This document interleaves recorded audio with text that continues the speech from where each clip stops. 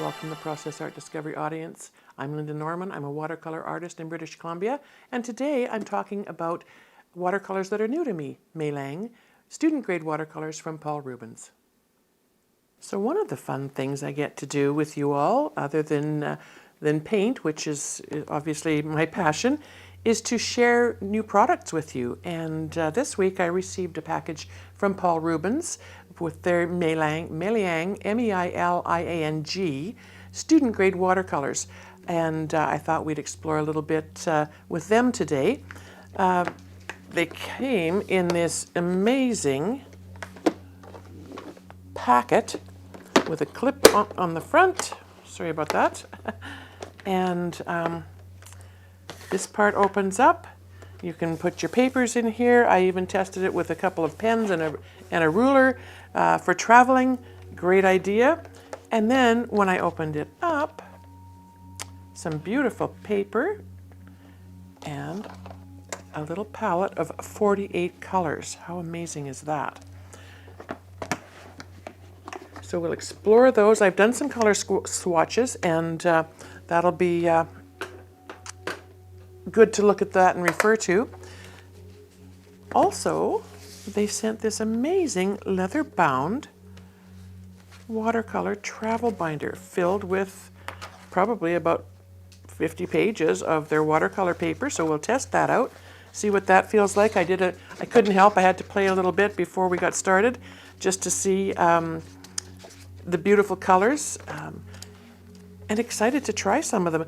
In the 48 colors, they have their typical colors. They're named a little bit different. They're manufactured, I believe, in China, and so some of the names are a little bit different than what we're used to. For example, what have we got here?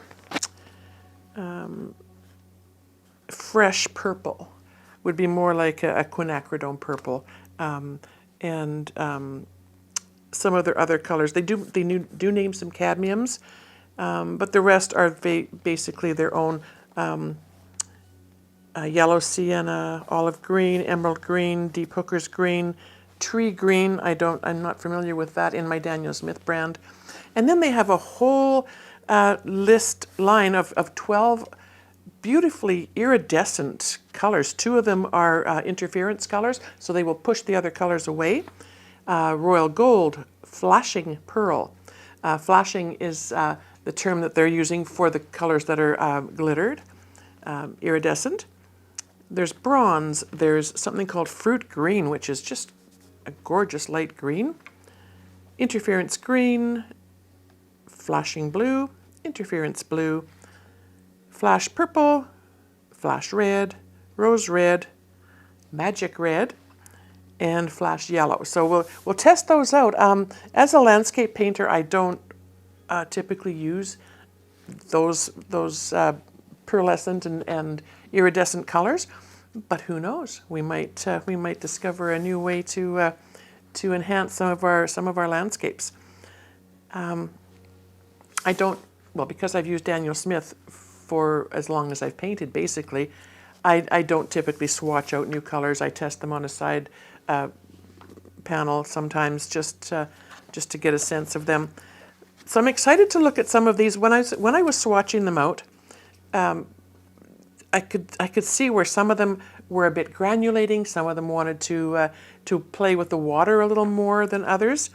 And the other thing I noticed about this set is that there's a white and a black. White is just called white. Black they call coal black. And I know other brands do have whites and blacks. I just have never really used them as a paint. White gouache, white gel pen, black micron pen, that type of thing for detailing afterwards, absolutely.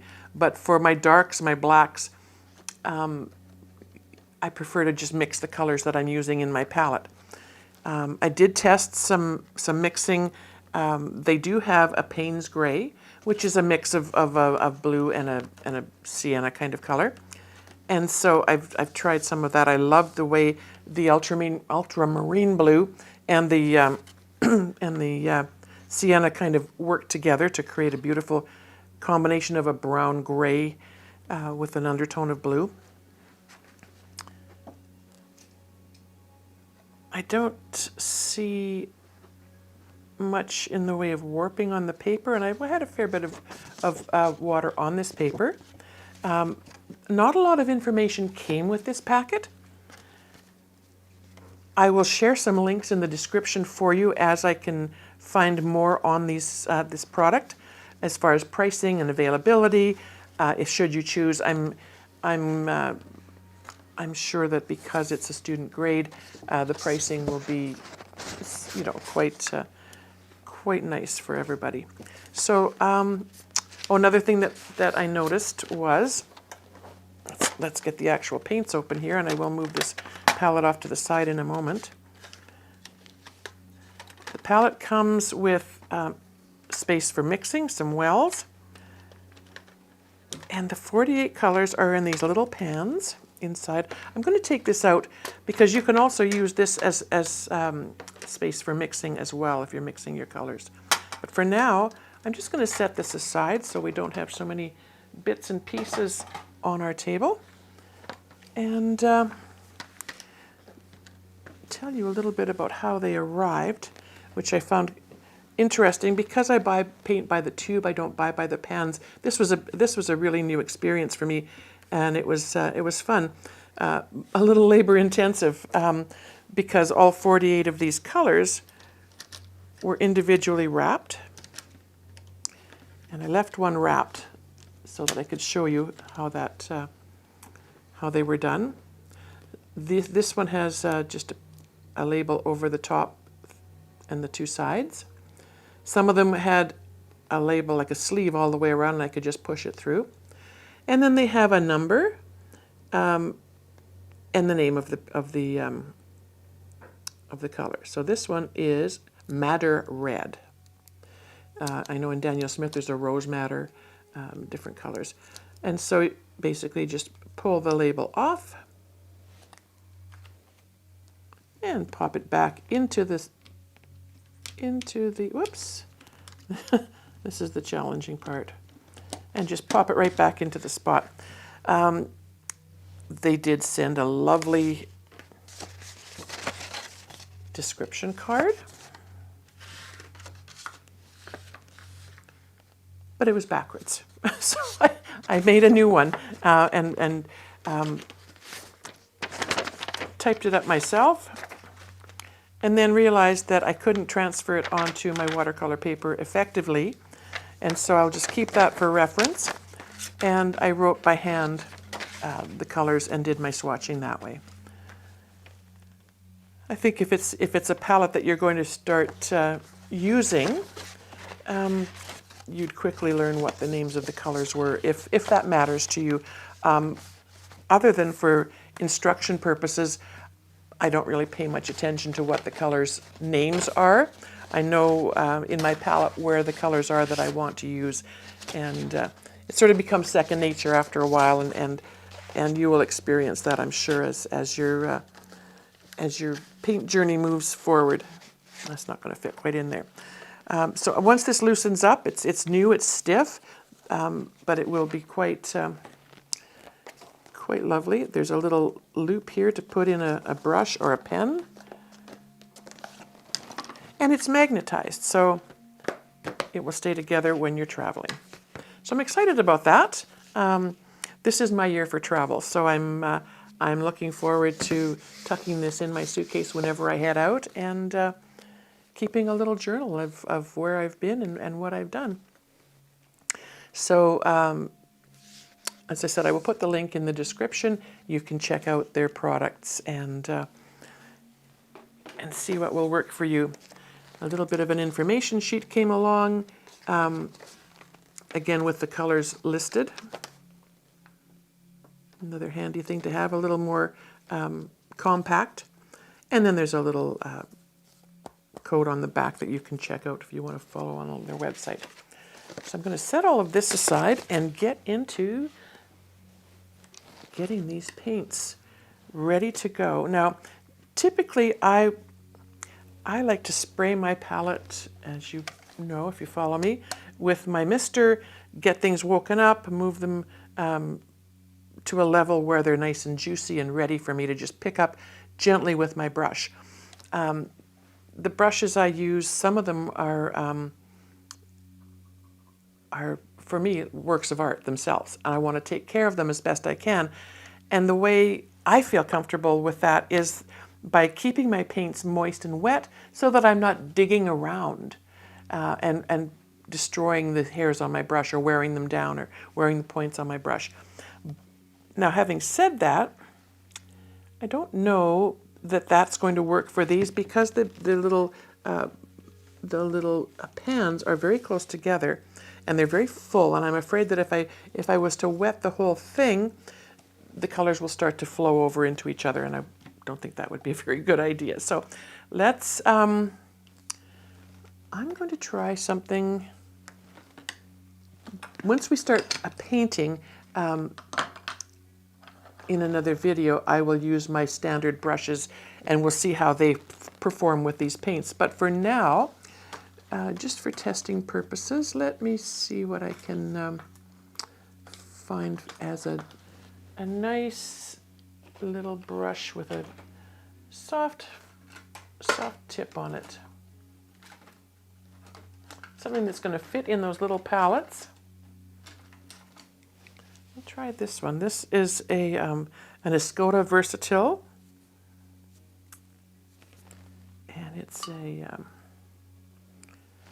yeah, I think that'll fit in there just quite nicely. Perfect. So I will start at the top. And I'm just going to, because I'm not familiar with this, I'm going to bring this list out. Actually, you know what? I'm going to bring this piece and I'll just take it right out of the binder so that it's not as cumbersome and in the way on our table. There we go.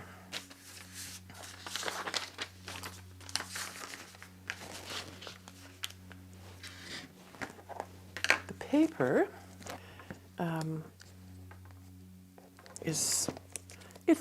it feels like nice paper. It's 100% cotton, so it's a nice quality for student grade. I think we'll find out as we move forward here. And it's got a bit of texture to it. So it's cold press, 100% cotton. So let's start with our colors and see how they mix and mingle. This one is Rose Red. What I noticed when I was making the swatches is that these colors are very, very vibrant.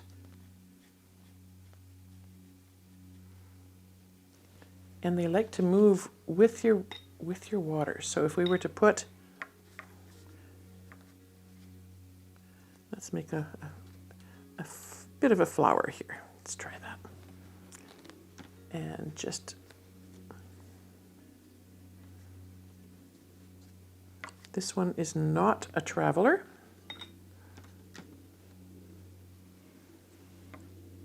Perhaps with a bit more water and a bit more encouraging, that would happen.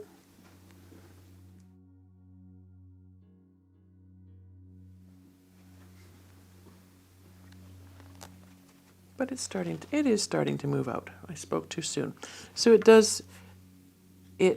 does move quite nicely.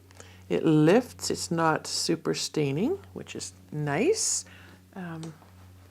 Sometimes the reds can have a real staining quality, so I like that. All right, well, while we're on this kind of an floral motif, let's just carry on with another. Let's add another color. What is the next one? Let's see what that one has in store for us. This is the Madder Red, so it's a duller, and it does not want to move in that water at all. this would be nice for shadows and shading, I think, and perhaps mixing with other colors. And it lifts a little bit. It's a little more staining than the pink. All right. We're going to do a multicolored. And that's a deep magenta. And it does blend nicely. It fades out. And doesn't lift as well as some of the others. So now that I've got those colors in, I think I'm just going to hop over to some of the blues and see how they work. And I noticed that some of their colors, their fresh blue looks almost like a phthalo blue to me. So it's, and then there's another one here called turkey blue, which is sort of a bluey green tone. Prussian blue, fairly similar to Prussian blue in other brands. So they do have some nice. I think by looking at my swatch, the ultramarine and the cobalt look like they might be a little bit on the granulating side. So let's try those. And I can tell just by looking at my palette here that this is the cobalt. Some of these colors are very dark and it's hard to tell without referring to the swatches. So I know that's the cobalt. This will be the fresh blue and this will be the ultramarine. So let's try a bit of the ultramarine.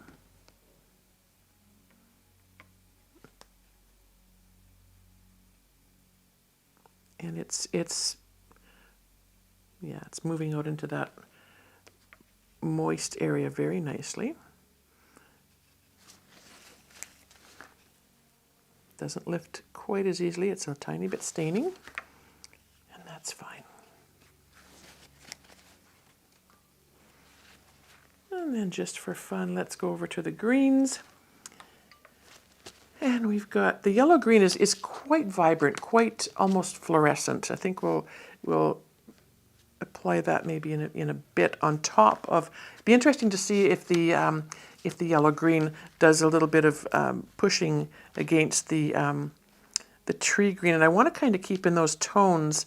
The yellow green, the olive green, and the tree green seem to be more of the yellow-based tones, whereas the deep hooker's green, the hooker's green, and the emerald are more on the blue side, on the cooler side. So let's do a little bit of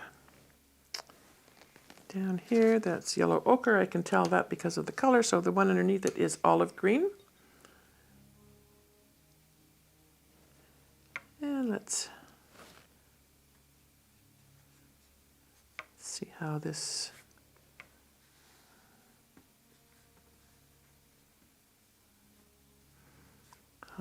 works on these.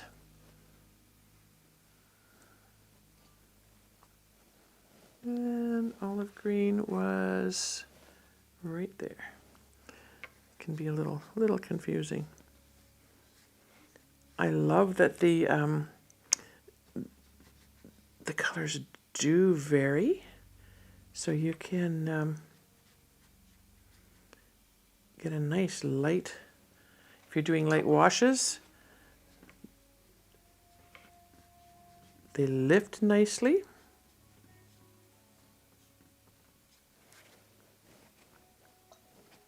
And let's go back to this, this yellow green. I just am intrigued by that. Again, these are colors that I'm not typically using. And this is, it's almost like a quinacridone gold in the way it wants to, it might be hard to tell with these colors, but I can see that it wants to push the other colors away.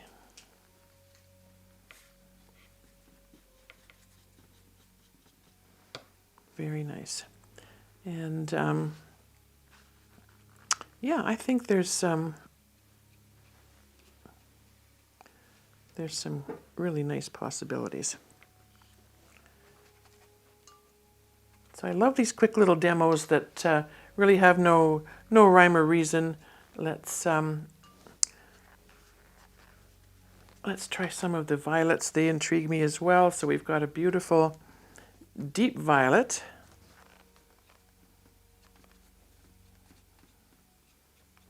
Again, the wet on dry is lovely. The colors are quite vibrant.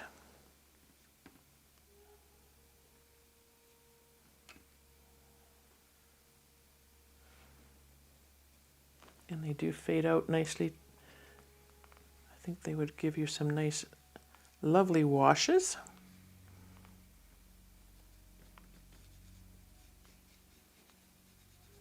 They feel thick and creamy. I like that. And they do go onto this paper quite nicely. So I'll add another shade of purple in there. And then let's do this one. Just a bit of abstract, and this is more of a violet red, they call it.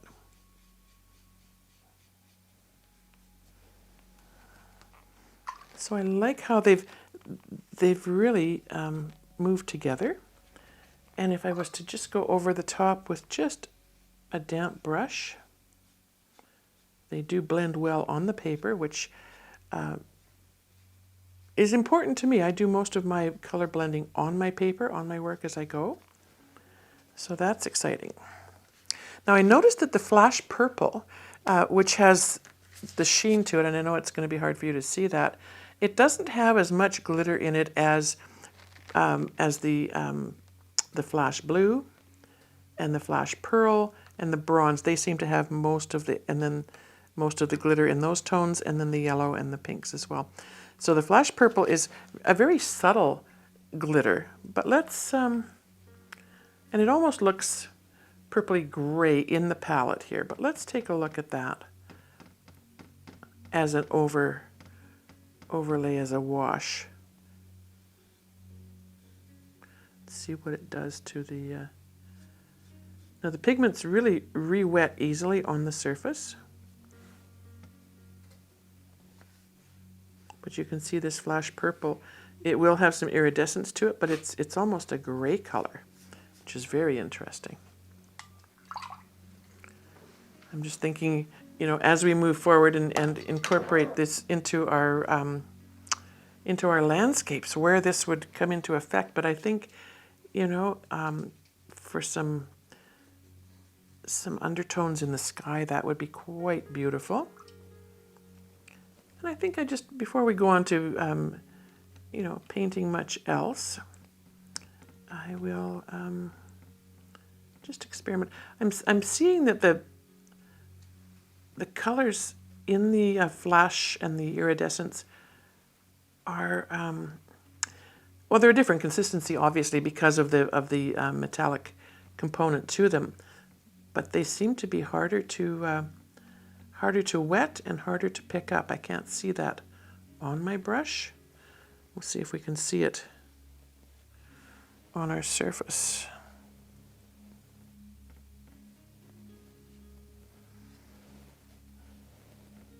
That's interesting. We'll go up here where it's a bit drier and see if it does. It's adding a little bit, picking up a little bit of that pearl. Yeah, that would be something to think about. As I put that on, I can see it's pushing the other colors away, so it's almost acting like an interference color as well. And then the last thing I want to do before we wrap this up and get onto a painting is to just show you how interference colors will work.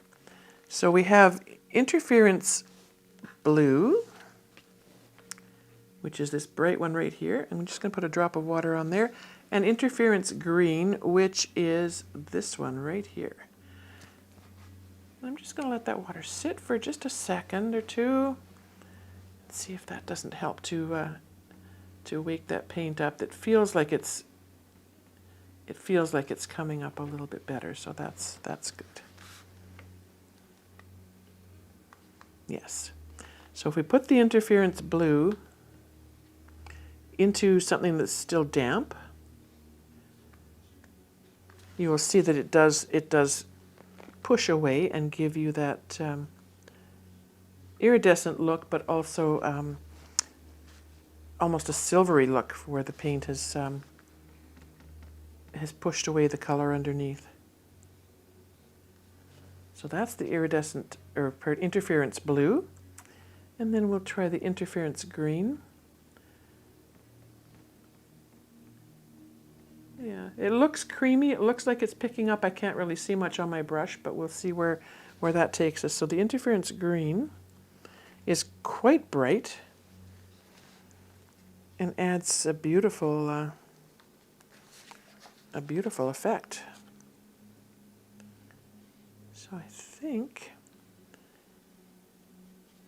it's worth considering in certain applications. I'm not sure that it would be something I would use in my landscapes, the interference colors.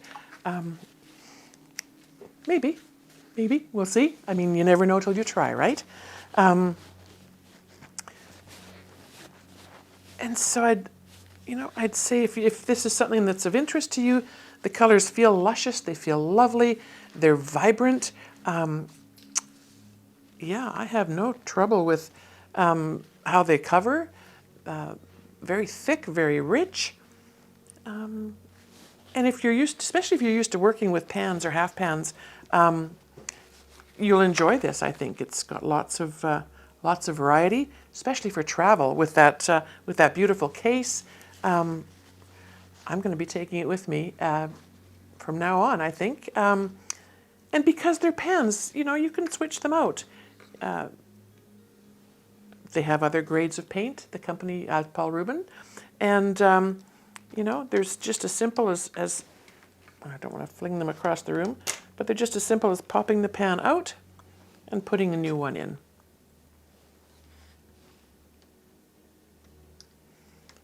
Again, I will put the, there is a way to do this, and there's a little, almost like a little roller, the metal is curved there, and if you were to set the paint